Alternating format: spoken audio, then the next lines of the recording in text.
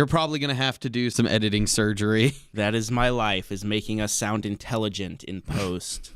Because if I don't do that, we fucking just sound like rambling idiots. I mean, nobody's going to believe us. We should just release a raw version of one of the episodes. Oh my God, no. It would be so painful to listen to. Just be like, okay, so this is the finished product, and this is what we started with. God.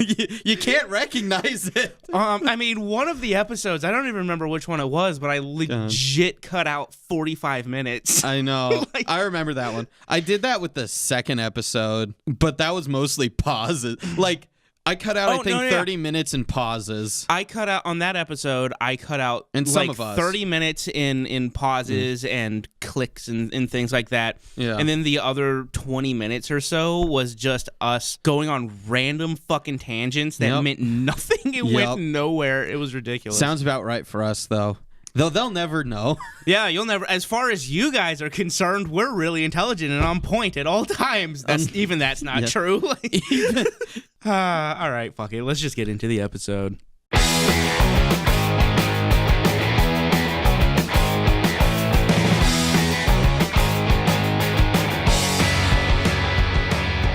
Hello, my friends, and welcome to the official Watz podcast. Wait, since when are they our friends? Since I started saying that because I needed something to say at the beginning of the episodes. All right, that makes sense. I have no idea what episode we're on. I legit don't know. I think it's episode 10. No, I think it's 9. Is it 9? Because I think the last one we released was 8.5. Yes, we did. All right. Okay, so wait, did we record one after that? Yeah. Oh, right. Okay. So then let's talk about this real quick. So we recorded the Annihilation review. Well, that's up, but we also recorded the Oscars episode. Yeah. Which I decided that we should not release. Okay. So we're not releasing that one. No. So yeah, I had promised that we were going to release an episode all about the Oscars. We recorded it, and it just made me really angry. Like, I'm not going to lie to you. I got so fucking angry recording that episode because the Oscars this year were just bullshit for so many reasons. Yeah, I felt it too.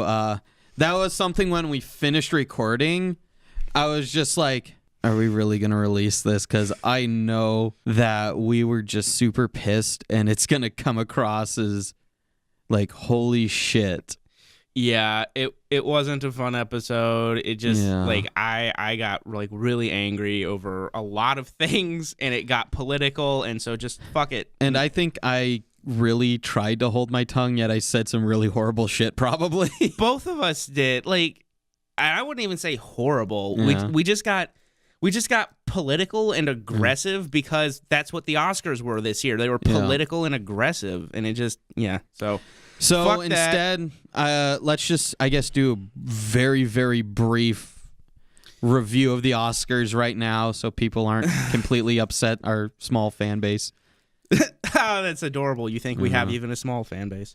Well, I mean, the fucking 3 people who listen to us, including us. Okay, well, the Oscars this year, basically, Blade Runner got shafted, like we already knew it would. Shape of Water won Best Picture. Shape of Water was nominated for 11 Oscars, which is the same amount of Oscars that Lord of the Rings was nominated for, just to put that shit in perspective. I think every one of the Lord of the Rings movies was nominated for around 11 Oscars. It was around 11. I think Two Towers was like 14 or something, but Jesus. It was around 11, definitely. But yeah, Shape of Water, which I did watch, to mention that off the top, did not deserve those Oscars. No. Like, as far as, what's his name? Who directed it? Guillermo del Toro. Yeah, as far as Del Toro movies go, it was the most bearable for me. Yeah. But it was still just such a fucking bland movie. Like, I still haven't finished the movie. It really bored me about half hour in, and I just haven't gotten back to it. Like, I thought that the movie was about the relationship between her and the fish man. Nope. They just fucking blow past that shit, and it's about helping the fish man escape, pretty much. Her and the creature from Black Lagoon. Yep. And they talk about his dick, by the way. Yes. Why? Okay. So I think there was one comparison that I saw online that Shape of Water was essentially Amelie crossed with Creature from the Black Lagoon. Pretty much. That's what it was. So it was very French, which that's something Del Toro likes to do, is he jumps into other cultures' filmmaking styles. That's something I think we'll probably talk about at another time. Yeah. And no, by the way, I'm not saying that's a bad thing. This isn't like a bullshit cultural appropriation. No. Which is dumb, by the way. Yeah, but I'm just pointing out that that's something that he likes to do, is he takes the style of so Shape of Water was very French. Pan's Labyrinth was very Spanish. Yes. You know, etc. Pacific Rim was Japanese. Yeah, it's true. Anyway, all right. So, other than that, the Oscars, I think Blade Runner won 4, I think, total. 3, no, something like I think that. it was nominated for 4, but it only won like 2 of them, if I remember. Right. I think Dunkirk won 2 of them. Yeah. Blade Runner did win cinematography, which was interesting because I really, like, as much as I wanted Blade Runner to win everything, I really thought cinematography should have gone to Dunkirk. Yes. But Dunkirk was treated pretty well. It lost Best Score. But it got both sound categories. Yeah, it did, which it deserved.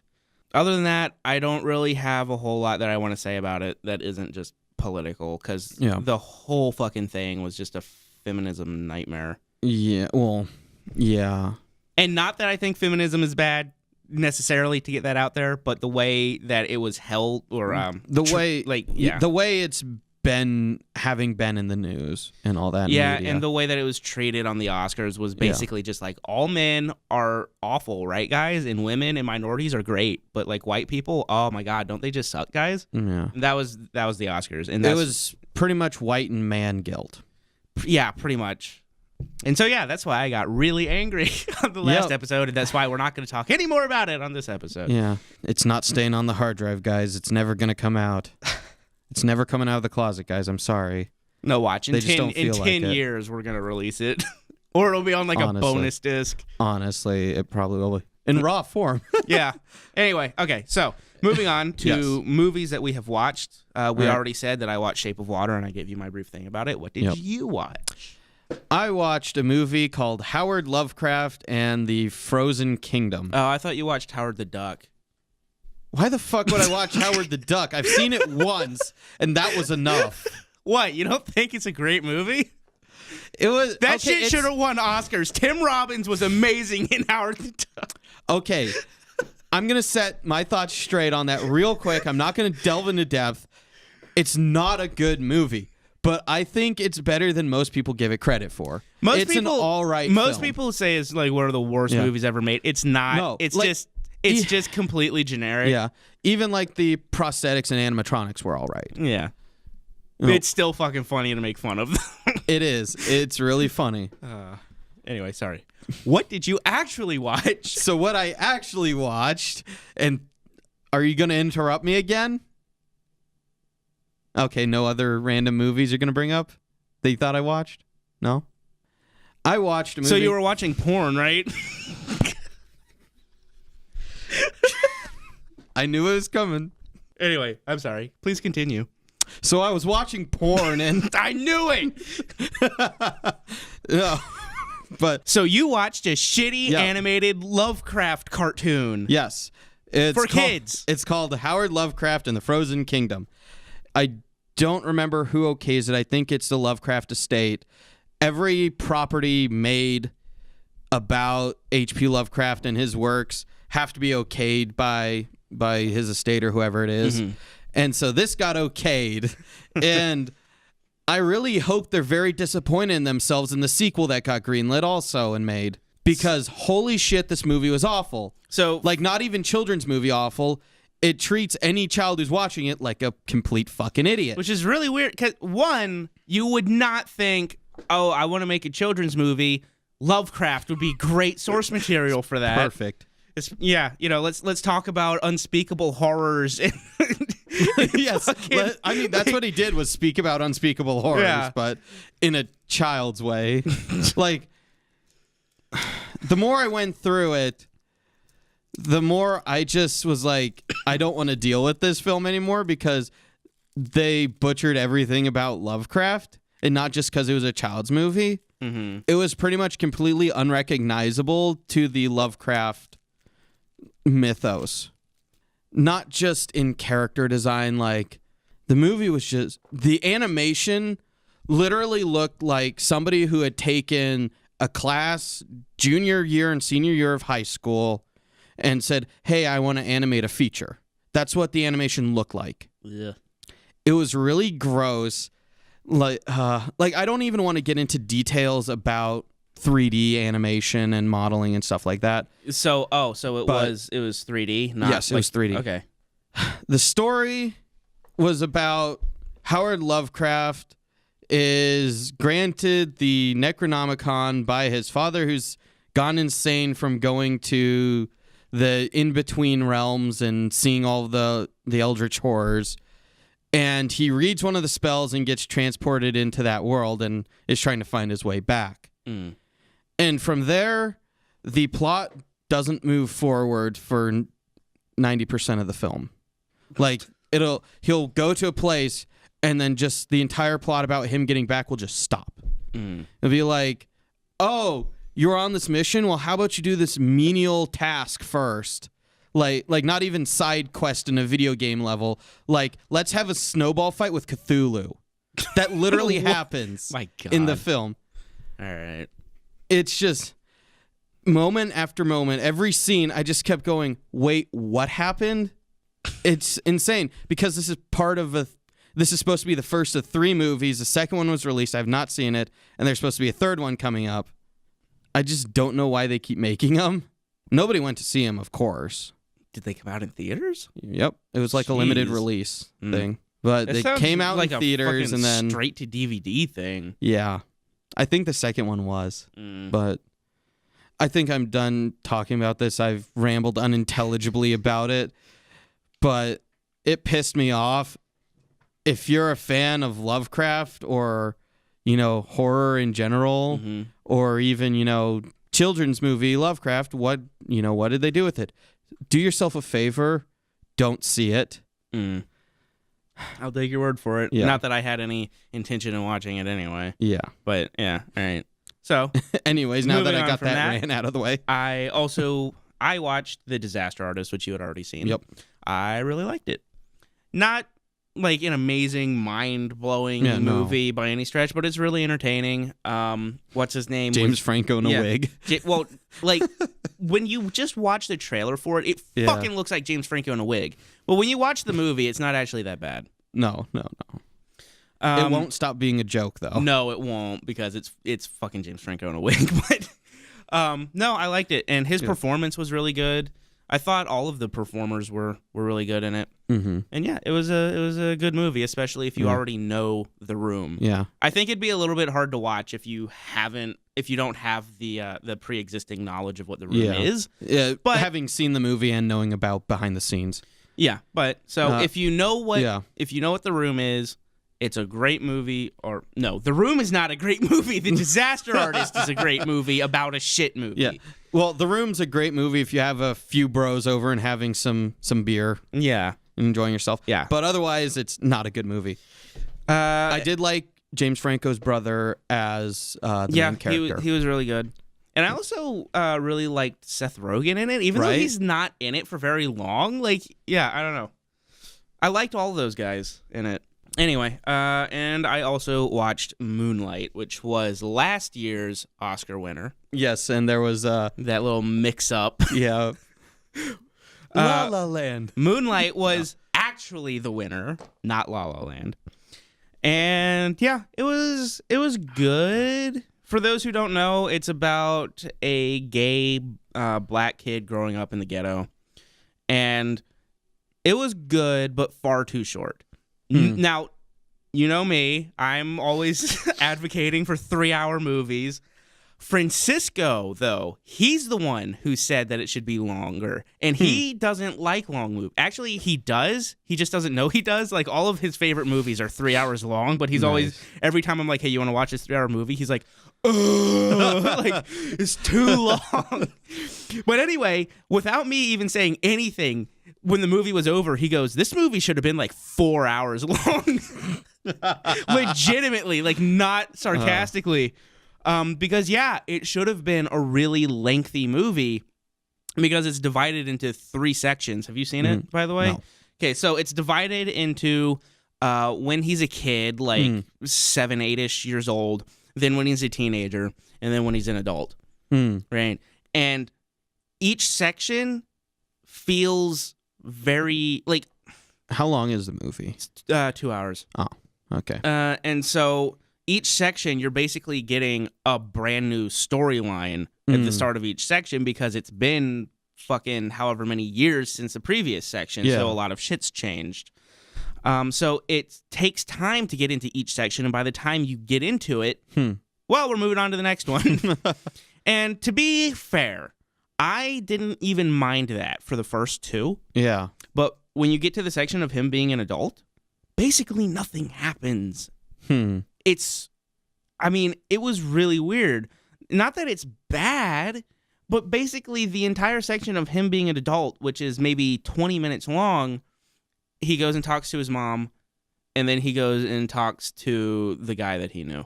And that fills up 20 minutes. And then the end of the movie is, it basically just cuts to black, like in the middle of a conversation. Almost like The Sopranos. Like, the movie just stopped at a certain point. Wow. It was a good movie, though. It was well acted, but god damn it, it needed to be longer. Yeah. You get it. Like, okay, they get together at the end, but it really just feels like the movie just, like, stopped.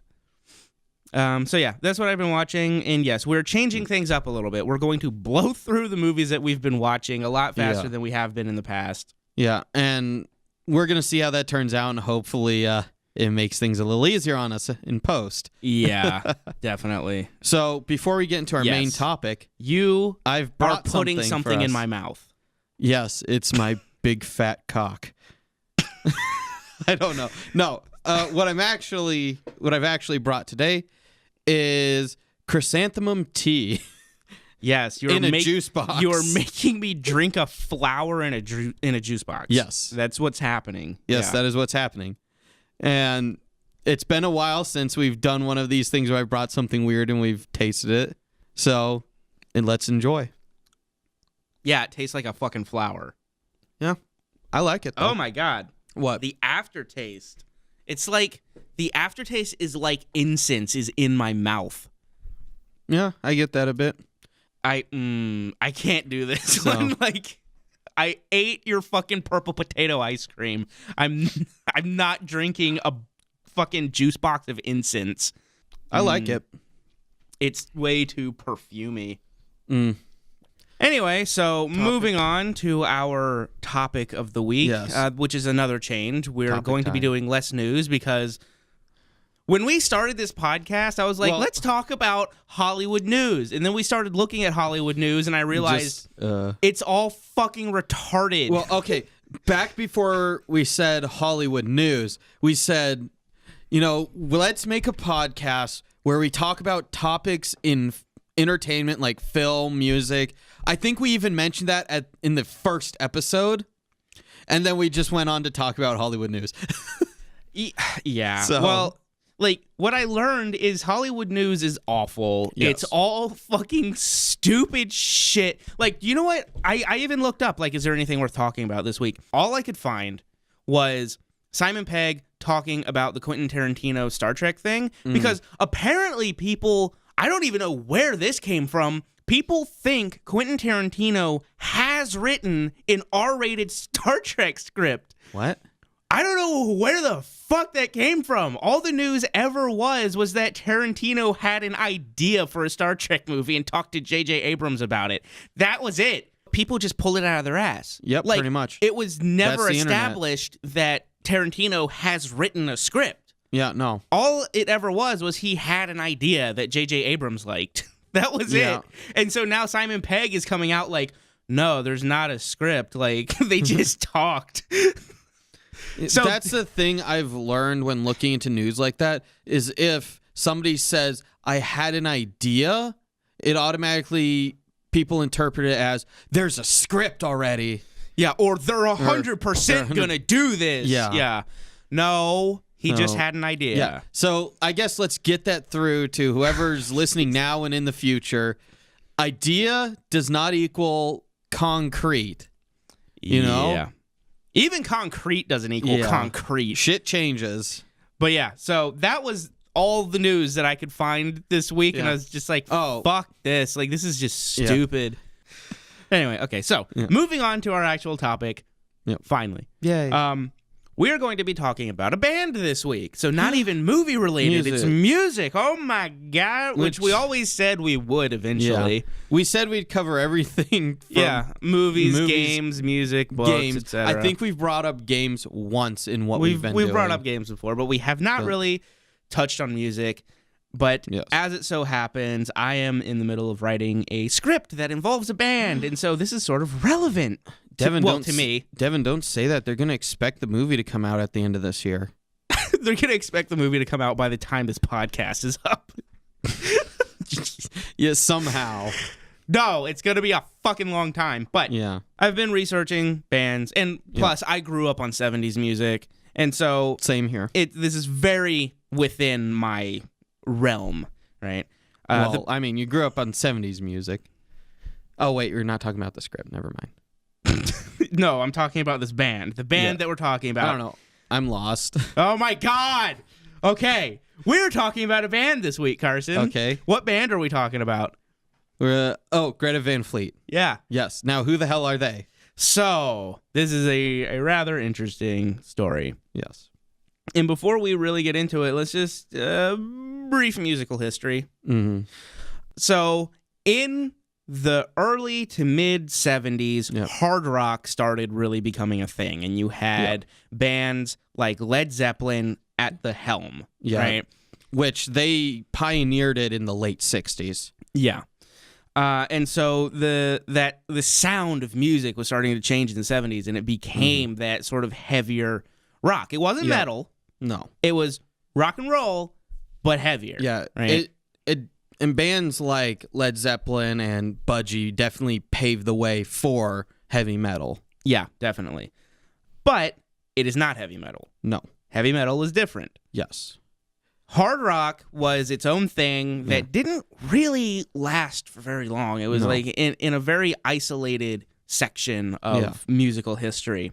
And it turned into metal. Right, though hard rock sort of vanished. Though we will have a separate episode getting into that more. Probably. Because I've got a lot to say about that. Yeah, and you've got like punk mixed up in that too, and it's like a whole thing. But for now, hard rock, right? Yes. You have, I don't know, what are some other bands? You have like Led Zeppelin, Budgie, Blue Cheer, some more famous bands that from the 70s. Purple Haze.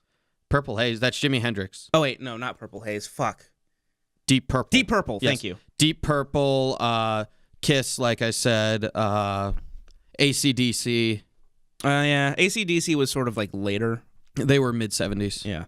Because the later revival of them was with their like third singer. So. Oh, Guns N' Roses. Guns N' Roses was 85. Yeah, they were later, but they were hard rock. They were very much a mix between glam metal and hard rock. Yeah. But anyway, okay, so you have that, right? The 70s era of rock and roll was hard rock, basically. And then it sort of died and turned into metal. But now you want to talk about music, and it's all fucking pop, right? Yeah. Which is nightmarish at times. I cannot deal with pop. I grew up on either the 60s or the 70s. Well, pop existed then as well, because pop is technically popular music, because Beatles are pop. They were pop from a different time period where people actually knew how to make music. Well, and they were called, they were pop, but like they were rock and roll. They were for sure rock and roll. But no, new pop is more in line with like hip hop. Yeah. Right, I guess that's what it is. It's like, what is pop currently in line with? Then it was rock, now it's hip-hop. But point being, there is a new band called Greta Van Fleet. Yep. And they're making big waves. They are making some big waves, some interesting waves. Basically, they sound very, very similar to Led Zeppelin. Like, almost exactly like Led Zeppelin. Yeah, the singer of Greta Van Fleet has that Robert Plant, I don't know what you call it, like the, not screaming, but... the vocals. Yeah, well... Like, he sound, even not just screaming, just singing, he very much sounds like Robert Plant. But yeah. But it goes further than that, because if you watch Robert Plant and Led Zeppelin live... Wail. That's what I was trying to come up with. What? Like the Robert Plant wail. Yep. Anyways, if you watch Robert Plant with Led Zeppelin live, and then you watch Greta Van Fleet live... You'll notice. Oh, yeah. You will notice that the movements and mannerisms of the lead singer of Greta Van Fleet and the clothes are very much in line with Robert Plant and Led Zeppelin. Yeah, you look at Led Zeppelin like concert footage from the 70s. Yeah. And he's wearing like just a vest that's open with his chest out. Shirt. And he like pushes his chest forward so that it's hanging out, and It's the what do they call it? The sex god or whatever. Yeah. He was the prototype for that for 70s rock. Like as well. Yeah, like it turned into sort of glam at a certain point. But no, in Led Zeppelin's era, the early 70s and mid 70s. But yeah, it was just that vest with his chest fucking hanging out and like the tight pants. And the lead singer of Greta Van Fleet, oh my God. And it is funny too, because he's not nearly like the sex god. Like, he looks nothing like not Robert that he's Plant. a bad looking guy. No, here's the thing: he's actually like a really handsome guy. He just doesn't. He doesn't reach the level of sex god that Robert Plant did. Because Robert Plant, he's got like the body hair and everything. Yeah. The lead singer for Greta Van Fleet, he looks like somebody just waxed it. Which is fucking hilarious. Okay, so this is neither here nor there. This is not the point. Also, he doesn't have the hair for it. He's got short hair, which is really weird. Because when I first heard him, when I had heard, they sound like Led Zeppelin. They were very inspired by Led Zeppelin. I was thinking a bunch of dudes that look almost exactly like Led Zeppelin. Okay, so here's the thing, and we're gonna get into this. Not so much inspired by Led Zeppelin, actually. And that is going to be something that we're going to talk about. So let's actually get into what the band is, who they are. Yeah. So the band members are Josh, Jake, and Sam God damn it. Kiszka. Kiszka. Yeah, Kiszka. They are 3 brothers. 2 of them are twins. And then their friend, Danny Wagner, is on drums. In their youth, they grew up listening to their dad's music, which was not Led Zeppelin and those guys. It was like blues and folk, and I think they even mentioned funk. And so they grew up listening to the really bluesy sort of sound, which is what Led Zeppelin was inspired from.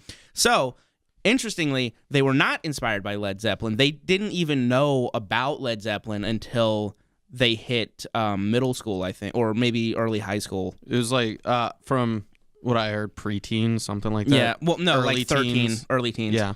And that's when they started getting into or listening to rock and roll. Yeah, rock was in their early teens, but they had grown up listening to blues.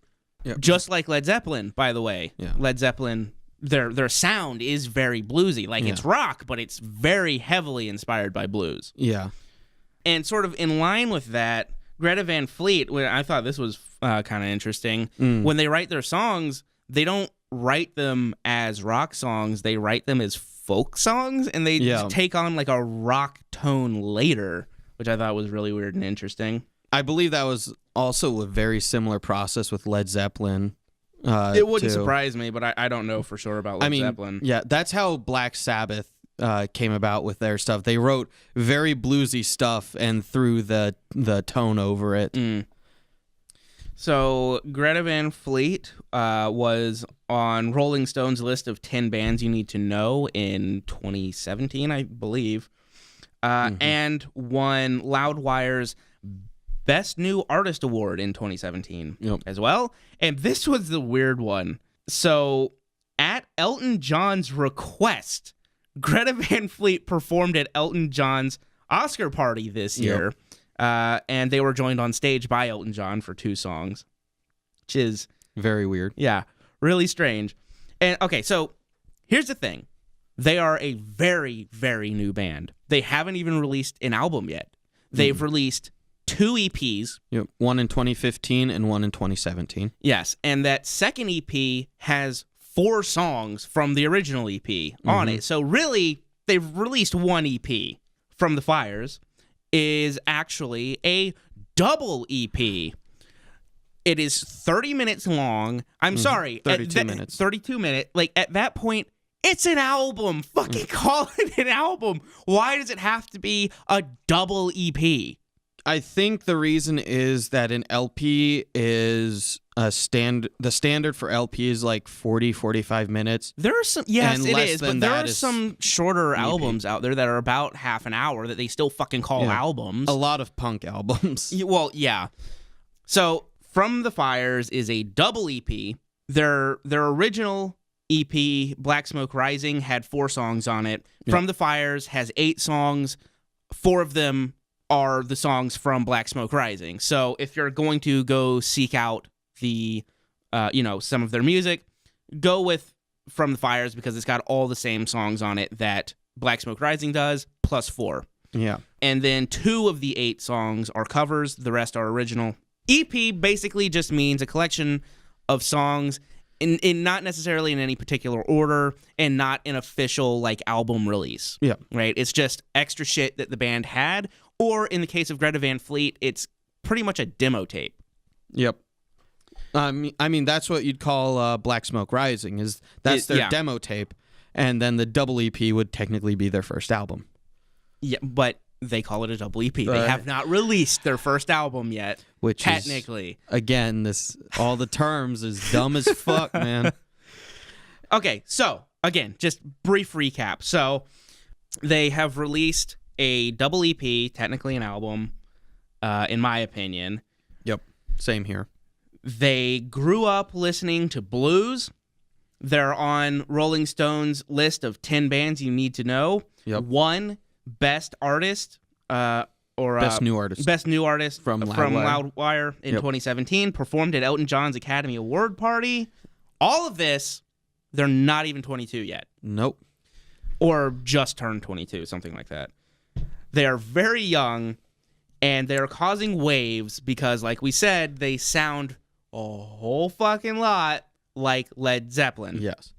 And so, what we actually want to talk about, or what I want to talk about, is not necessarily the band. By the way, we should say, they're good. Oh, yeah. They're really good. Yeah, if you like Led Zeppelin, definitely go listen to them. Well, if you like 70s rock, like definitely go check them out. I highly recommend them. It's a good double EP. It's a good album. Yes. And it has one of my current sort of newer favorite songs on it, which is Black Smoke Rising. Yes. I really like that song. But what we actually want to talk about is the weird pressure that people are putting on them. Like, when people heard their music, like, it just sort of blew up on YouTube one day, and when people heard it, fans of 70s rock were just coming out of the fucking woodwork like, holy shit, it's the revival! Yep. Or they're a successor to Led Zeppelin! Yeah, even, like, the classic rock radio station around here even threw them on and was like, holy shit, listen to them. Yeah, so, and that's what we want to talk about. This weird thing that an image is being forced onto them. Mm-hmm. And yes, they wear their influences on their sleeves. Yes. Right? Like, very clearly, they know to an extent what they're doing, right? In the sound that they're making and the look that they're pushing. Yes. But people who like their music are forcing this responsibility on them to be the head of the revival of rock and roll, And one, that's a really weird thing to do to a band, to force on a band. And 2, they're being forced into Led Zeppelin's shadow, right? Instead of listening to Greta Van Fleet as Greta Van Fleet, all anybody does is listen to it and say, holy shit, they sound like Led Zeppelin. Mm-hmm. And that's the discussion that I want to have, is like, what do you think this is going to do to the band, to have those things forced on them instead of just letting the band do what the band does and rise naturally. Greta Van Fleet did not set out to be Led Zeppelin's successor. They didn't set out to head the revival of 70s rock. They're just trying to be a band. And now they've had all this sort of forced on them. I mean, I think it's really, really fucked up. It's a lot of pressure to put on, this foursome, which are all under 22 or just turning 22. Like, on somebody young like that, it's going to have a big impact on what they do, who they are. Yeah, and it's going to be a weird thing because I feel like it's only going to go one of two ways. Mm-hmm. Either they just say, okay, fuck it, I guess we're just going to be Led Zeppelin alikes. Yeah, Led Zeppelin Jr. Yeah, or they're going to say, now we have to take our music in 180 degrees and sound completely different so that we can have our own voice. Yeah. It's something that... And by the way, for that, I don't want that. Like, they sound good. I want them to be Greta Van Fleet. Yeah. I don't want them to change their music to try and have their own voice, and I don't want them to try to pick up where Led Zeppelin left off, Yeah. I don't think that they need to feel like they need to have their own voice. They have their own voice. It's just that voice sounds like another band. It happens to sound like another band. Yeah, and people can't get over that. Mm-hmm. Like, when you read comments on YouTube or when you read reviews of the band or when people interview the band, it's always the same fucking thing. Like, oh, you guys sound a lot like Led Zeppelin, and nobody will let them forget it, right? Nobody is letting them be their own band. And that's just a really fucked up thing to do to an artist, regardless of medium. Like, if you went up to a director and were like, wow, your movies are exactly like this other director. Like, well, fuck you. I'm trying to be my own artist, not follow in somebody else's footsteps. Yeah. What happens if they, are like, fuck, we're never going to let this go if we keep sounding like this, and they either completely change their sound or they progress to a different sound. Mm-hmm. People are going to hate them for that. No, I know. Extremely. And that was my point, is like, I really feel like they're stuck between a rock and a hard place. Yeah. Either they have to accept that they're only ever going to be Led Zeppelin Jr. because that's the position the fans have put them in, or they're going to try to completely change their sound around and then lose all the people that were following them. Yeah. I have two examples, and these examples might not be the greatest because these bands had a lot more staying power and were able to surpass that. Well, okay, but before we do that, we should say very quickly, the other thing that pisses me off is we're looking at a band in their infancy. Yes. Right? And all of the fans of 70s rock are saying, oh, they're like Led Zeppelin and blah, blah, blah. They're not like anything yet. What if you went back to Led Zeppelin's first fucking album? You know what I mean? They sound much different. And if people were saying, oh, they sound exactly like these other guys... Yeah. No, then people let Led Zeppelin grow and develop into Led Zeppelin. But now, because all of that shit is so ingrained into the culture, as soon as a band pops up that sounds even remotely similar, suddenly there's no time for them to be a new budding band. They have to just be whatever the fuck it is that people want them to be. Yeah. And that's something that sort of killed a lot of bands. Yeah. The Rolling Stones have stuck around despite having changed their sound and everybody fucking hating them for a while. Mm-hmm. But, and they ended up being pressured back into their original sound. Judas Priest changed sounds. They quickly came back because heavy metal is not as large as other genres of music, even back in its heyday of the 80s and 90s. Mm-hmm. And so they quickly went back because they were quickly looking at running out of a job. Mm-hmm. Aerosmith, they changed their sound. Everybody hated them. They sort of came back. People liked them again. And then they just completely died out, pretty much. Linkin Park. Park, yes. Linkin Park changed their sound on 1,000 Suns, which is my favorite Linkin Park album, and everybody fucking shit all over them for it. Yeah. And then we're like, oh, never mind, and completely disowned the album and went back. Well, they didn't. I don't think they even went back to their old sound. They progressed to the newest album. Oh, that's right. They turned way more like hip-hoppy, didn't they? Yep. And then what's his name killed himself. So. Chester Bennington. Yeah. Well, and that's what I fear with Greta Van Fleet. If I fear that they don't even have the option to be experimental anymore, because everybody already knows what they expect from Greta Van Fleet, and that's to bring the 70s back. So if they try to do anything different, well, then I don't know what's going to happen. Yeah. And that's really fucked up. You know, they're not being given the chance to be artists that they should be. Yeah.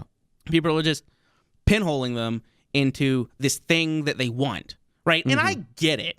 You know, I fucking hate most modern music. I hate the sound. Like, you turn on the radio to any top 40, fucking it's fucking awful. It is awful. And I get it because 70s music is great. You know, I grew up on it. I love it. Yep. But you can't force that onto a band and expect them to grow in the way that you want them to, right? They're not going to, because now they have a bunch of people behind them, you know, saying, you're going to be this, right? Yeah. Right? This is what you're going to do, right? Well, maybe not. Maybe that's not what they wanted or what they ever intended. Maybe that's just sort of what their sound is, and it could change, but not anymore, because people want it to be 70s rock. Yeah. So, okay, imagine you you haven't even released an album yet, but you blew up on YouTube, and now you have people coming out of the fucking woodwork saying you have to resurrect this genre. Yeah. Yeah, you're being put on that, and now if you change your sound, people will hate you. If you don't change your sound, people are going to compare you to this other band. Yeah, if you change your sound, you're going to be despised by all of the people that had all those fucking hopes. If you don't change your sound, then you're just going to be compared to fucking Led Zeppelin for the rest of your life. It's ridiculous. It's a ridiculous spot that people have put this band in. And I don't know that the members of Greta Van Fleet really even realize the position they're in. I think they're sort of riding the wave right now, and they're enjoying their limited success because, they haven't released an album, like we keep saying. Yeah. But they are, going on the road. They're playing shows. They play sold-out shows. Yep. And so I think they're riding the wave, but I don't think it's going to be too much longer before they realize that they are stuck. It is the people, the fans, in air quotes, that put them there. Yep. Right? Instead of just letting the band be the band and liking Greta Van Fleet, instead, all of these assholes like 70s rock and Led Zeppelin and want it back through this band. Yeah. Which is a fucked up thing to do. They can't be living in the shadow and stay successful as Greta Van Fleet. Right, because it's a 40-year-old genre. Exactly. Right? So it's like if they're not successful on their own, which I think it's likely that they won't be because of this pressure that's put on them, they're just going to disappear because most people, all things considered, let's be honest, most people aren't interested in a Led Zeppelin clone. Yeah. And I don't think that they are a Led Zeppelin clone, to be clear, but everybody else does. And yeah, that's a sad thing of everywhere I go, there's always comment, or review. It's like, these guys are basically Led Zeppelin in the modern era. And fighting over it, too. Whether that's a good thing or a bad thing. No, it's great that they're Led Zeppelin because I love Led Zeppelin. I'm happy to have this sound back where people going, oh, they're just fucking ripping off Led Zeppelin, blah, blah, blah. It's like, you know what? Set Led Zeppelin aside and listen to Greta Van Fleet and shut the fuck up. Yeah. And that's the thing because I like Greta Van Fleet for Greta Van Fleet. Sure, I love the Led Zeppelin sound. Yeah, definitely. But here's the thing. Go listen to a lot of other 70s bands, especially early 70s. So many that sound like Led Zeppelin. Yeah. Why doesn't anybody really compare them to Led Zeppelin? They sound like Led Zeppelin. Yeah. So why is this all of a sudden, oh, hey, they're a Led Zeppelin clone? Well, you know why? It's because Led Zeppelin basically invented that sound.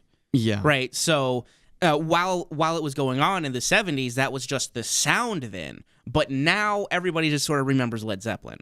Yeah. Right? So, clearly they're a Led Zeppelin clone and not just a hard rock band. Yeah. Which is sad because, bands like Budgie or Blue Cheer or Dust, really great bands from the early 70s, and they really, you listen to the music, they really have that sound. Yeah, and they do.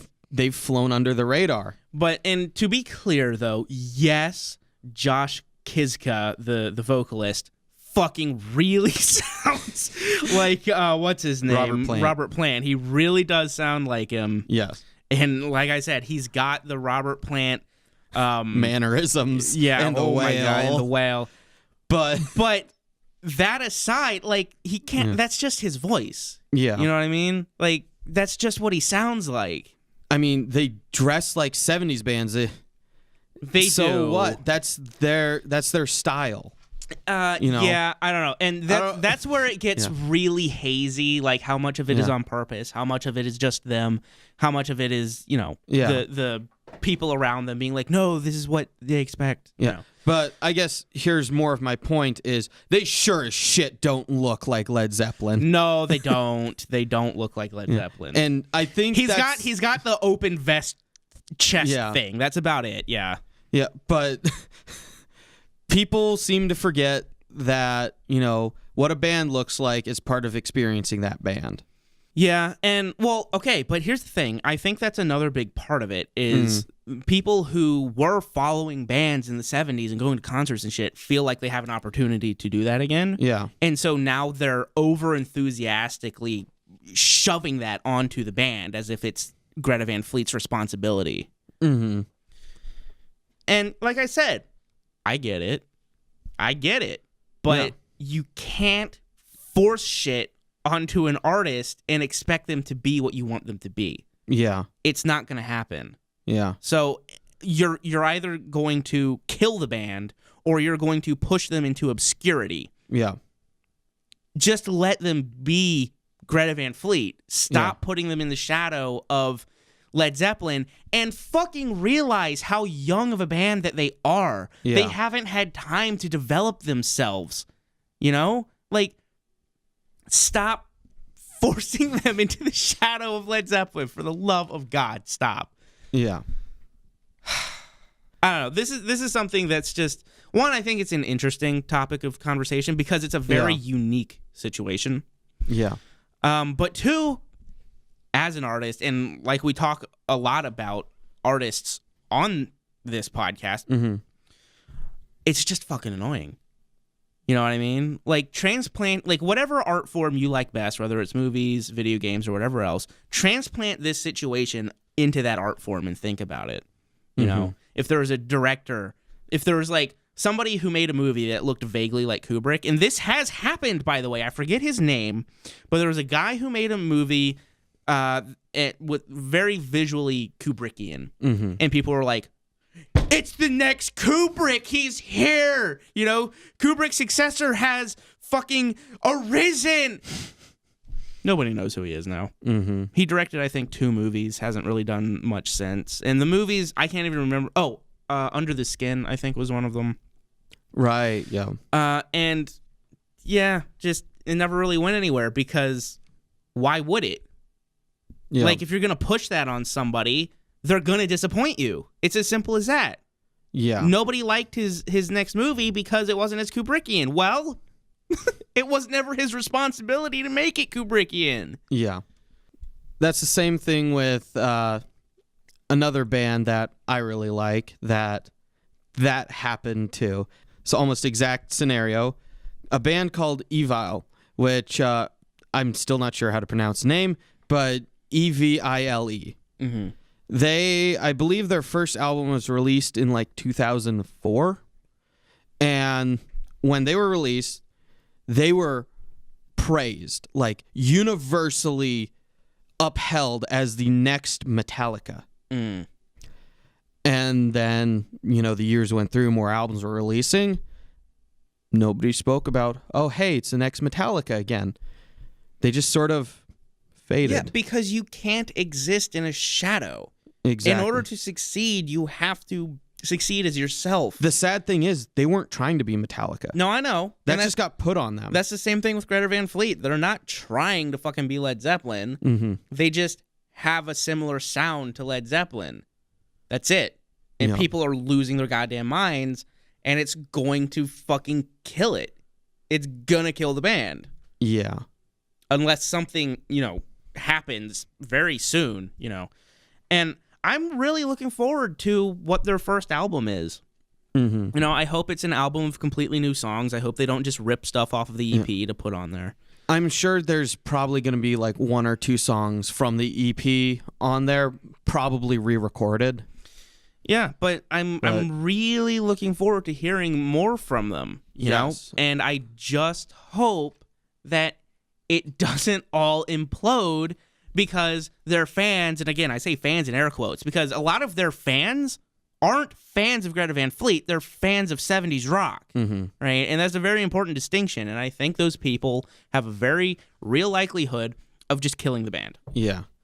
What I think I've found really sad about that in general with those fans, just they put it all on this band instead of, you know, saying, hey, there's a new band that has a 70s sound. Let me see if I can find similar bands with that sound. Yeah. Instead, they've put it all on this one band's shoulders instead of actually actively searching. Well, you know, I will say I don't. Yeah. So the fans of 70s music are right there, right, to listen to Greta Van Fleet. But there's not a lot going the other way. Yeah. Right, where it's like, you know, people who listen to modern music hear Greta Van Fleet and go, oh, let me go listen to some of this 70s music, right? Yeah. It seems to be a very one-way thing for the fans, and which is something else that's concerning, because if Greta Van Fleet can't grab hold of modern youth, you know, to buy their albums, then it doesn't look good. That's something important to say. Like, the music industry is pretty much driven by teenagers. It almost always has been, or at least since the 50s. Yeah. And the sad thing I think about that is when you look at where teenagers have driven the market and where it's currently at and where it's going right now is very far away from this style of music. Very, very far. And so, yeah, I have concerns, but I am also really interested. Yes. I am very interested at what they come up with. I will definitely be listening to more of their music. Yeah. You know, buying more of their albums, supporting the band through buying T-shirts and stuff like that. Yeah, definitely. And if they release more vinyl, then for sure, I'll totally be interested in getting that. So, yeah, that was the topic for this week. Something different, but I hope you guys found it interesting. Yes, as we did. Yeah. It was a good conversation, I think. Yes. So, before we leave, we have recommendations. Right. As always, you decided to recommend music, didn't you? Yeah, well, not as always. This is the first time I'm recommending music. Right, but as always, we have recommendations. Yeah, the transition just the way you stated it. Oh, my fucking God. What are you recommending? All right. I am recommending the album Euthanasia by Megadeth. Okay. Megadeth is a very technical heavy metal, thrash metal band, whatever you want to call it. Describe what you mean by technical. They have essentially they've practiced their instruments and they've mastered their craft. Right. By technical, you mean there's technical ability to actually play. They're very much technical ability to play. Yeah. And the frontman, Dave Mustaine, whenever new members come through, he's made sure to find the best member that he could, you know, best guitar player, best drummer that he could find for that, the best person to fit that. And Megadeth's been a very interesting one because they've had a sort of a rocky history at points, especially starting out and feuds going on and stuff like that. But they never stopped perfecting their sound, themselves, whatever they're doing. And this is at the point in the road where they perfected technical thrash metal. And they went on to perfect who they were as musicians.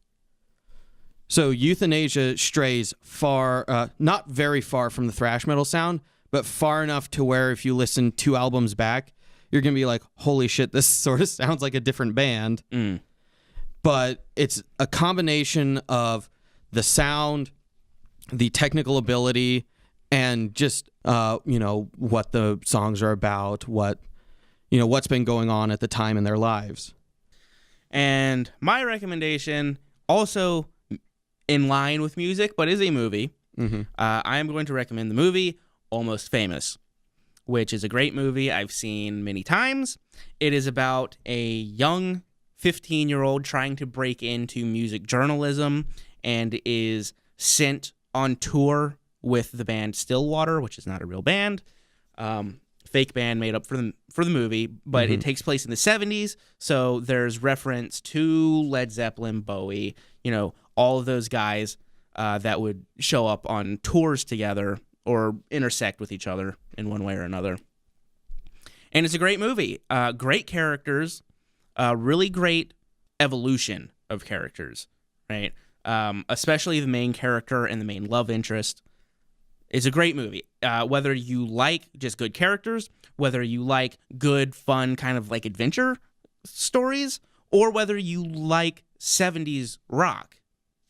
If you like any of those things, go watch Almost Famous. It is a great movie. There are 2 versions of it. There's the theatrical version, and then there's the bootleg cut. Go watch the bootleg cut.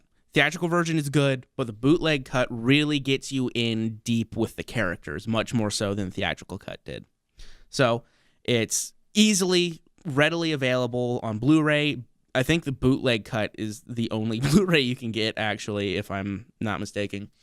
So yeah, that is my recommendation. Go watch Almost Famous. And go listen to, which album did you Euthanasia. say? Euthanasia. Spelled Youth. Not EU. Okay, so it's spelled youth. Yes. In like Asia. Youth like young. Yeah. Anasia. Okay. That's something that should probably be made clear. Fucking metal bands, God, okay. Fucking 90s albums, especially. All right, so that is this week's episode. We hope you enjoyed it. We hope you found it interesting. And hopefully we will be talking more about music in the future and more about other art forms like video games, perhaps. Yeah, and yes, that is a form of art, people. Yes. What did you do? Nothing. I did nothing. I certainly didn't just smack my pop filter into the mic. I thought you killed the mic there for a second because it went dead silent. I know. That was fucked up. Okay, anyway. Please don't kill my microphone. We're done. We're out of here. That is all for this week. Yes. Please join us next week. We are on iTunes. Fuck, what are we on? We're on iTunes, YouTube, Castbox. Castbox. That's the third one. Yes. You can find us in any of those places. Please do not go to SoundCloud. SoundCloud are a bunch of cunts. Yeah. Until we get on SoundCloud eventually. I don't fucking know. And then we'll retract our statement. But for now, SoundCloud are a bunch of cunts. Yes. So, but good night. You think 9 episodes in and 4 episodes we've been saying where we've been at, we would remember? Yeah, no. Can't remember shit. Anyway, good night, people. Fuck off.